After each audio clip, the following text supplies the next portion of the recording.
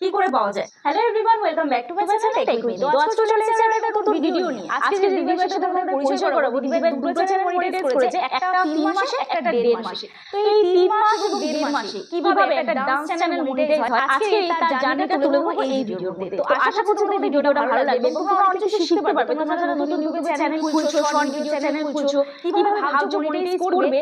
তো তার আগে বলি যে দিদিভাই এই চ্যানেলটা কি প্রথম চ্যানেল? না, আমার আগে চ্যানেল ছিল। সেই চ্যানেলটা কতদিন কাজ করেছো? 2 বছর। সেই চ্যানেলটা 2 বছর কাজ করেছে, সেই চ্যানেলটা সাকসেস হয়নি, কিন্তু এই চ্যানেল দুটোয় 3 মাস একটা 1.5 মাস একটা মনিটাইজ অন করতে এলো। তো কিভাবে এটা পসিবল হলো সবার আগে তুমি বলো। তো আমি ভিডিও দেখতাম, তো ভিডিও দেখতে চ্যানেল খুলেছিলাম। যখন চ্যানেল খুলবো তখন এখানে আসবো ভেবেছিলাম, কিন্তু অনেক দূরে থাকি। কোথায় বাড়ি সেটা বলে দাও। আমার চন্দ্রকোনায় বাড়ি, চন্দ্রকোনা থাকি ছত্তিশগড়ে। পশ্চিম মেদিনীপুর চন্দ্রকোনা তো? হ্যাঁ, তো থাকে ছত্তিশগড়ে। সেখান থেকে আসছি। এখানে দিদিভাই